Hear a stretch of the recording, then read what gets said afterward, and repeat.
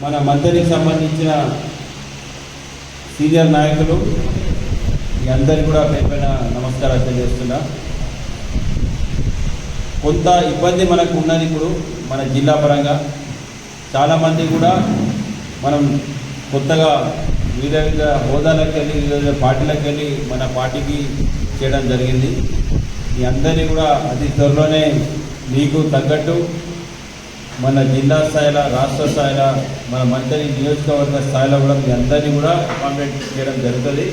కాకపోతే కొంత technical reason వల్ల మనం అది అఫీషియల్గా అనౌన్స్ చేయలేకపోతున్నాం. దానివల్ల కొంత ఇబ్బంది ఉండొచ్చు, కానీ దయచేసి మీరు అందరూ కూడా దాన్ని అన్యతగా భావించకుండా ఖచ్చితంగా మీ అందరికీ కూడా తగు ప్రాధాన్యత ఉంటుందని మీ అందరికీ కూడా తెలియజేస్తున్నా. కొంత టెక్నికల్ పరంగా ఇబ్బందులు ఫేస్ చేయాల్సిన అవసరం ఉంటుంది, కానీ దీన్ని చేయడం అంటే మన కాన్స్టిట్యున్సీకి సంబంధించి 2-3 మండలాలు చాలా యాక్టివ్గా మనం పనిచేయడం జరిగింది. కమాండ్, మంతని టౌన్, ఈ 3 ప్రాంతాలలో కూడా మనం దాదాపు శక్తి కేంద్ర ఇన్ఛార్జ్ అని, గ్రూప్ కమిటీలను అన్ని కూడా మనం వేసుకోవడం జరిగింది. 2 మండలాలలో మనం ఇప్పటివరకు ఇన్ఛార్జ్ని మనం నియమిస్తాం. ఆ మండల కూడా సీనియర్ నాయకులతో పాటు ప్రతి బూత్లో కూడా మనం కంప్లీట్ చేసుకోవడం జరుగుతుంది. ఇంకొక ఈ 1 వీక్లోనే, ఎక్కువ దూరంలో కాదు, ఈ 1 వీక్లోనే అన్ని మండలాల్లో కూడా మనం 100% మన బూత్ స్థాయిలో కూడా కార్యకర్తలని, కమిటీలను కూడా వేసుకోవడం జరుగుతుంది. ఇప్పుడు మంత్రిలో కానీ, కమాన్పూర్లో కానీ కొన్ని 1-2 చోట్ల మనం ఏరి బూత్లు ఏవైతున్నాయో వాటాలో కూడా మనం 100% ఈ 2-3 నెలల వేసే బాధ్యత అక్కడ ఉన్న బూత్ అధ్యక్షులది, శక్తి కేంద్ర ఇన్ఛార్జ్ది, మండలి కమిటీది పూర్తి స్థాయి బాధ్యత వహించి వేసుకోవాల్సిన అవసరం కూడా చాలా ఉన్నది. సో ముఖ్యంగా మనం ఈ వారం 10 రోజులు కూడా దానికి సంబంధించి వీళ్ళు విలేకరులు పోయినాక దానికి సంబంధించిన డీటెయిల్స్లో మనం మాట్లాడదాం, ఇది చేద్దాం లేదనేది మనం మాట్లాడదాం. కాకపోతే మన మంతని ప్రాంతంలో గత 1-2 నెలలుగా మనం ప్రెస్ మీట్ల ద్వారా అనేక సందర్భాలలో కూడా మనం క్వశ్చన్ చేసినాం. ఇటు భూపాలపల్లి హాస్పిటల్ ఓపెన్ చేసిండు, పెద్దపల్లి హాస్పిటల్ ఓపెన్ చేసిండు, కానీ మన మంతని ప్రాంతం మాత్రం దాదాపు వెనుకబడ్డట్టే 1-2 నెలల తర్వాత ఓపెన్ చేయడం జరిగింది. దీనివల్ల ఇప్పుడే మన ఇగ్లాస్పూర్ లింగనగిరిలో చెప్తుండే పాపం ఇక్కడ ఒక వ్యక్తి ఇక్కడ నిర్లక్ష్యం వల్లనే ఈరోజు అలాంటి పరిస్థితి మంతని ప్రాంతంలో ఏర్పడ్డది. నిన్న హరీష్ రావు వచ్చింది ఇక్కడ మంతని ప్రాంతంలో, చాలా విషయాలు చెప్పాడు, కానీ అసలు విషయాలు చెప్పలేదు. వాళ్ళని అడుగుతున్న ఈ సందర్భంగా, హరీష్ రావు గారికి బీజేపీ వేసింది ఏం కనబడతలేదట. అసలు ఒక మంచి పని అయినా వేసిందా అని చాలా గొప్పగా నేను అడిగిండు. నేను అడుగుతున్నా, ఈ కరోనా విపత్తి సమయంలో నువ్వు తీసుకున్న టీకా కూడా నరేంద్ర మోడీ టీకా అని మర్చిపోయాను. నువ్వు హాస్పిటల్ ఓపెనింగ్కి వచ్చినావు, ఆ హాస్పిటల్ బడ్జెట్ కూడా సెంట్రల్ బడ్జెట్కి వెళ్ళి వచ్చిందనే విషయం నువ్వు గొప్పగా చెప్పుకునేది కాదు. కానీ నీ అక్కసు, నీ కోపం, నీ ద్వేషం ఈరోజు టీఆర్ఎస్ పార్టీ చూస్తే మొత్తం బీజేపీ ఎక్కడ దూసుకపోతుంది, ఇక్కడ ప్రాంతంలో బీజేపీ జెండా ఎక్కడ ఎగురుతుంది అని మొత్తం ద్వేషపూరితమైన వాక్యాలు తప్పితే అలా ఏమాత్రం వాస్తవం లేదు. ఇవాళ నేను అడుగుతున్నా, నువ్వు మంతని ప్రాంతానికి వచ్చి మంతని ఏం చేసినావు, మంతనికి ఏం చేస్తున్నావు అని మాట్లాడలేదు. ఇవాళ మన మంతని ప్రాంతంలో ఘోరమైన పరిస్థితి ఉన్నది. కనీసం ఒక 94 ఇక్కడ ఇల్లు రెడీ అయితే, డబుల్ బెడ్రూమ్ ఇల్లు రెడీ అయితే, ఆ 94 ఇల్లు అర్హులకు ఇచ్చే సత్తా కూడా మీ ప్రభుత్వానికి లేదు అనేది ఈ సభాముఖంగా నేను తెలియజేస్తున్నాను. ఇవాళ నరేంద్ర మోడీ గవర్నమెంట్ ఏం చేసిందంటే 1,30,000 కోట్ల రూపాయలు డబుల్ బెడ్రూమ్ ఇళ్ళ కొరకు మన రాష్ట్ర ప్రభుత్వానికి ఇస్తే, మరి రాష్ట్ర ప్రభుత్వం ఈ మంతని ప్రాంతంలో కనీసం 90 ఇల్లు కూడా కన్స్ట్రక్షన్ చేసి ఇయని పరిస్థితి దుస్థితి ఇవాళ ఉందంటే అది టీఆర్ఎస్ ప్రభుత్వం వల్లనే అది మర్చిపోవడం జరిగింది. వాళ్ళని అడుగుతున్నా, నువ్వు జవాబు చెప్పాలి. ఇవాళ ఉద్యోగస్తులకి 20 తారీఖు దాటినాక కూడా ఉద్యోగస్తులకి ఎందుకు జీతం పడతలేదనేది నువ్వు జవాబుదారి చెప్పాల్సిన అవసరం చాలా ఉంటుంది.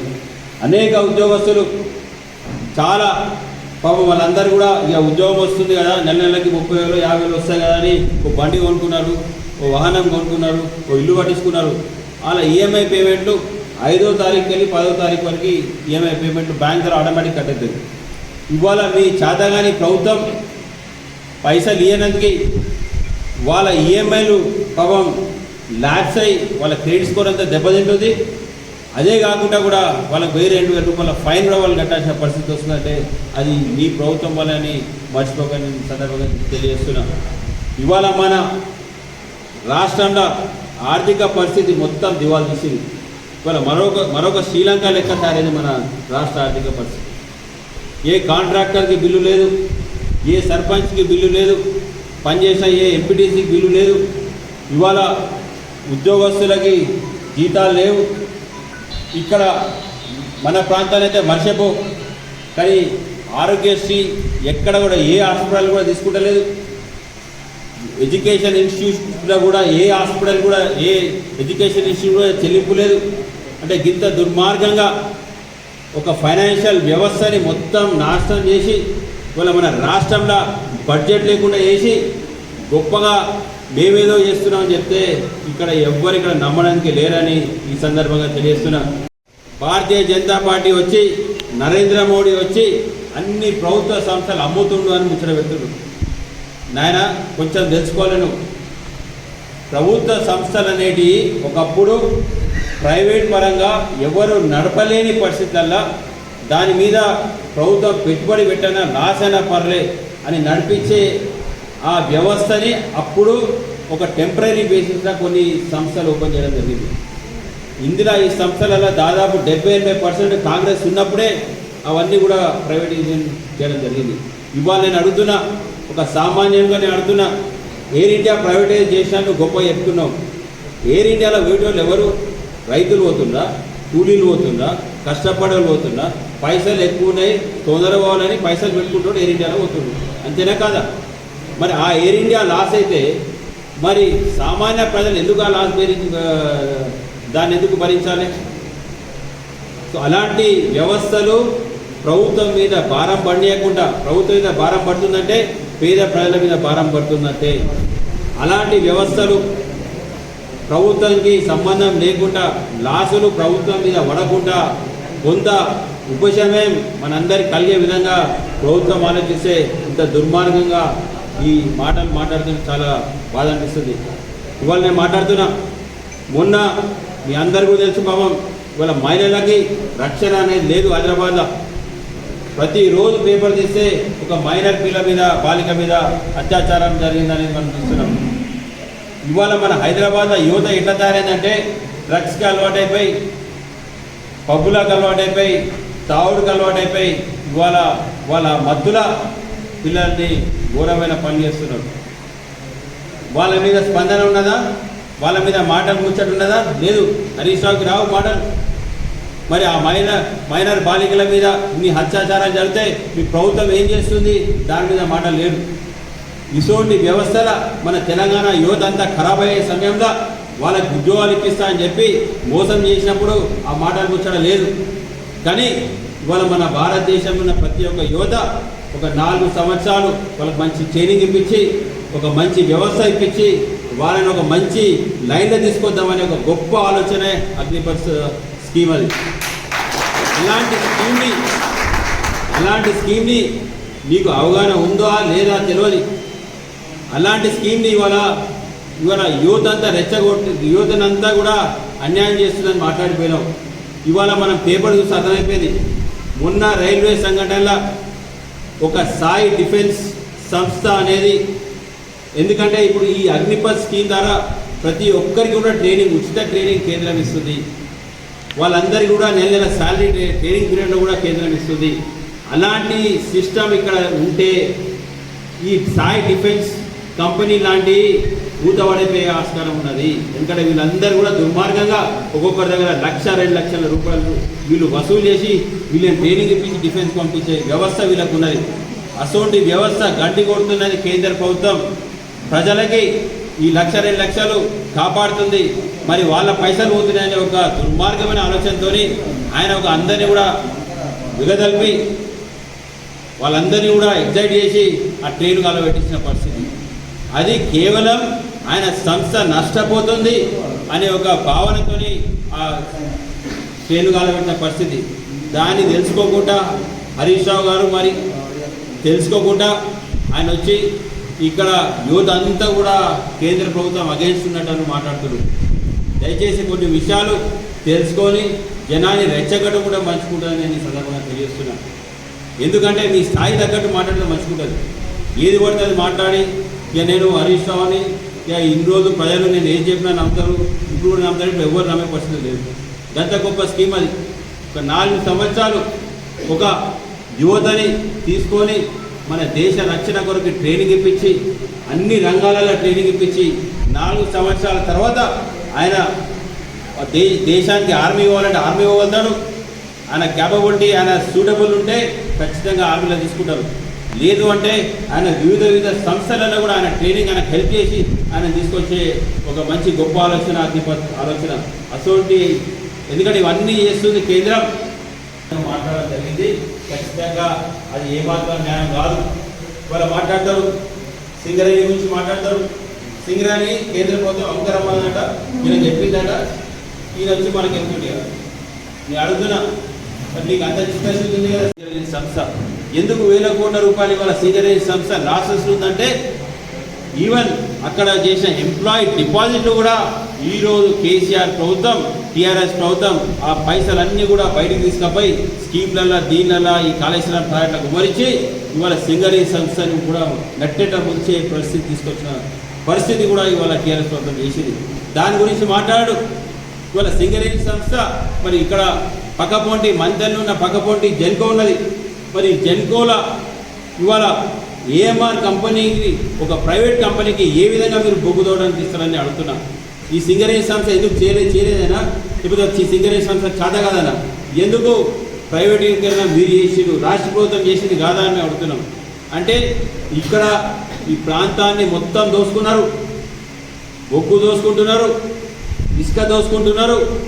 ప్రాజెక్టుల పేరు మీద లక్షల కోట్ల రూపాయలు పెట్టి మన ప్రాంతంలో మొత్తం ఆ ఏరియాలన్నీ కూడా మునిగిపోతే ఇప్పటి వరకు వాళ్ళకి నష్టపరిహారం చెల్లించిన పరిస్థితి కూడా లేదు ఈ చేతగాని ప్రభుత్వానికి. కానీ మైకు దొరికితే మాత్రం మాటలు మాత్రం కూటలు దాటుతున్నాయని తెలియజేస్తున్నా. దయచేసి హరీష్ రావు గారికి నేను చెప్పేది, మీరు మంతని ప్రాంతానికి వస్తే ఏదో చిన్న ఎగ్జాంపుల్ తీసుకొని ఇంకా మాదేపూల డయాలసిస్ సెంటర్ పెట్టినని గొప్ప చెప్పుకుంటాడు. మరి అడుగుతాను హరీష్ రావు గారిని, మరి మంతని ప్రాంతం డయాలసిస్ పేషెంట్ మాదేపూర్ పోగలుగుతాడా? మరి ఇక్కడ ఎందుకు ఆలోచన చేయలేదు మంతని ప్రాంతంలో అని అడుగుతున్నాం. ఇక్కడ మన హాస్పిటల్ ఏమో మూలబడి ఉన్నది. ఏ యాక్సిడెంట్ అయినా లేకపోతే ఏ అవస్థ వచ్చినా ఇవాళ మంతని ప్రాంతంలో ప్రతి ఒక్కరు కూడా హైదరాబాద్కో లేకపోతే కరీంనగర్కో గోదావరికో ఒకే పరిస్థితి. మరి మంతని ప్రాంతం గురించి ఎందుకు ఆలోచించలేదని అడుగుతున్నాం. మంతని ప్రాంతంలో అనేక సమస్యలు ఉన్నాయి. ఆ ఒక్క సమస్య కూడా మాట్లాడలేదు. పోడు భూమి సమస్య ఉన్నది, చిన్న కాళేశ్వరం సమస్య ఉన్నది. ఇక్కడ మంతనిలో ముఖ్యమైన నిరుద్యోగ సమస్య కూడా ఉన్నది. కానీ ఏ సమస్యల గురించి మాట్లాడలేదు. ఇక్కడికి వచ్చి కేవలం బీజేపీ మీద దుమ్ము పోసి మేమేదో గ్రేట్ అని చెప్పుకొని పోవడం తప్పితే అది ఎవ్వరు కూడా ఇక్కడ నమ్మ పరిస్థితి లేదు. ఏం మంచి పని చేసిందని అడుగుతున్నావు హరీష్ రావు గారు. ఒక్కసారి మీ సిద్దిపేటలో పోయి మీ గ్రామ పంచాయతీ జరిగే డెవలప్మెంట్ ఫండ్ అంతా కూడా సెంటర్ అని ఒక్కసారి నువ్వు పోయి లెక్కలు తీసుకుంటే నీకు కూడా అర్థమవుతుందని ఈ సందర్భంగా తెలియజేస్తున్నాను. ఇక దానికి తోడు ఈ సిపాయి ఆర్కెల్ వచ్చిండ ఇక మన మంత్రి ఎమ్మెల్యే రోడ్డు మీద కూర్చొని కాస్తున్నాడు. ఈయనకి వింత పత్రం ఇద్దామట. నేను అడుగుతున్నా శ్రీధర్బాబుని ఇక్కడ ఎందుకు ప్రజలు గెలిపించిందంటే ఇక్కడ కాళేశ్వరం ప్రాజెక్ట్ వచ్చింది, ఇక్కడ పొడుపు సమస్యలు ఉన్నాయి, ఇక్కడ మన ప్రాంతం అంతా కూడా మునుగు ప్రాంతం ఉన్నది. మరి ఈ ప్రాంతం ఈ సమస్యల కొరకి ఇక్కడ ఒక ప్రతిపక్ష నాయకుడు లెక్క కొట్లాడతాడని ఈ ప్రాంత ప్రజలను గెలిపిస్తే ఈరోజు శ్రీధర్ బాబు కుమ్మిక్కై టీఆర్ఎస్ పార్టీకి వినత పత్రాలు ఇచ్చే స్టేజ్కి ఉన్నాడంటే అది ఎంత దుర్మార్గమే ఆడుతున్నా. ఎడవాయని ఫైటింగు, ఎడవాయని డైనమిజం, ఎడవాయని కొట్లాడ. నిన్న అక్కడ హరీష్ రావు వస్తే అక్కడనే ఆపి నిలదీసి మరి ఆ లద్నాపూర్ గ్రామస్తులకైతే ఏంది, R&R ప్యాకేజ్ అయితే ఏంది, లేకపోతే ఇక్కడ ముంపు ప్రాంత రైతులకేంది, వాళ్ళకి అక్కడనే నిల్చొని నిలదీసి అక్కడే న్యాయం జరిగే విధంగా కుట్టాలి. కానీ ఈ వింత పత్రం అనేది ప్రతి ఒక్కరు ఇస్తారు. ఆయన కూడా వింతి పత్రం ఇవ్వాలంటే ఆయనకు ఎమ్మెల్యే పదవి అవసరం లేదు కదా వింత పత్రం ఇవ్వడానికి. ఇక దానికో పెద్ద బిల్డప్. ఈయన పోయి ఆడ మీటింగ్ పెడతాడట, సింగరేణి వాళ్ళు వినిపిస్తారట, ఈయన వినిపిస్తారట.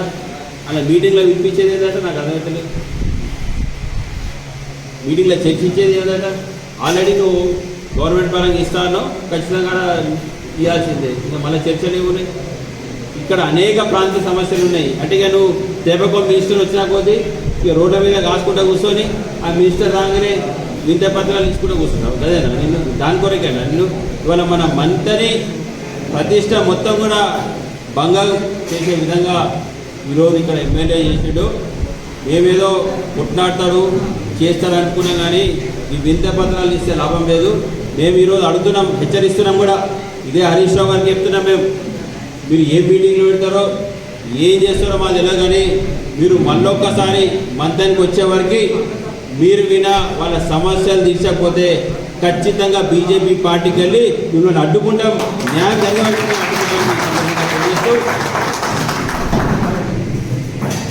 మరి ఈరోజు భారతీయ జనతా పార్టీ మన రాష్ట్రంలో కూడా చాలా దూసుకుపోతుంది. ఖచ్చితంగా ఈ 3వ తారీఖు ఇక్కడ నేషనల్ ఎగ్జిక్యూటివ్ మీటింగ్ మన మంత్రి ప్రాంతంలో మీటింగ్ కాబట్టి బీజేపీ పార్టీ ఫోకస్ అంతా కూడా మన రాష్ట్రంలో ఇక్కడ జెండా ఎగరవేయాలని ఒక ధ్యేయంతో పెట్టి 3వ తారీఖు తర్వాతకి వెళ్ళి ఖచ్చితంగా మన రాష్ట్రం మీద ఫోకస్ ఎక్కువ అవుతుంది. మరి 3వ తారీఖు మీటింగ్ కూడా మనం అందరం కూడా భారీ ఎత్తున తరలి వెళ్ళి సభను సక్సెస్ చేయాలని సందర్భంగా తెలియజేసుకుంటాం.